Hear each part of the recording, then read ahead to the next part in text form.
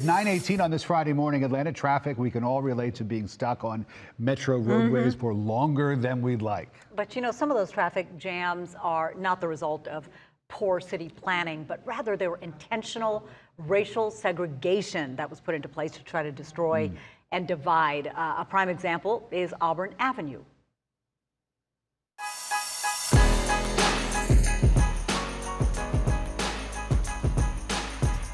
There were businesses all along here. A once bustling black community, now just memories. We didn't go any other places. Didn't need to go anywhere else, right? Because it was all here.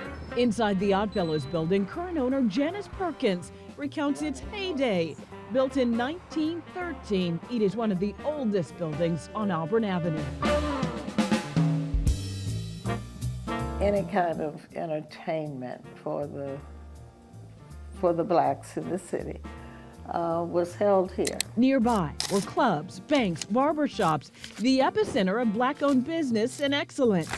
Auburn Avenue, named by Fortune magazine in 1956 as the richest Negro street in the world.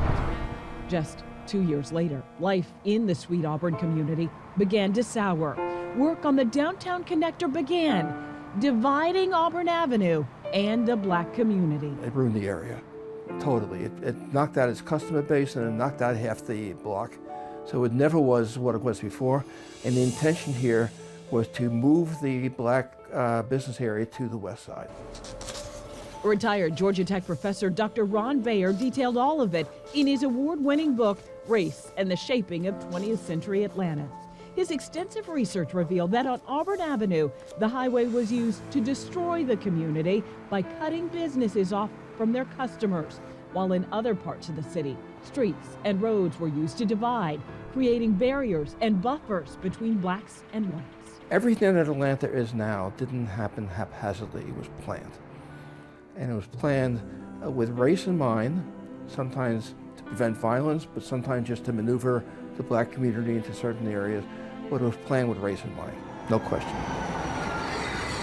More than 6 decades later, Auburn Avenue has still not regained the shine of the jewel it used to be. We need to maybe turn that bridge into and underneath it something that people will want to come and see, connect it more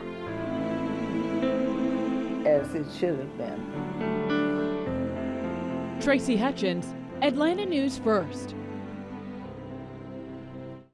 Ms. Perkins and organizations including Sweet Auburn Works are now actively working to try to preserve the legacy of the Sweet Auburn Historic District. You can scan that QR code for a list of some of the organizations on our website at atlantanewsfirst.com. Also, a lot of great stories there for Black History Month.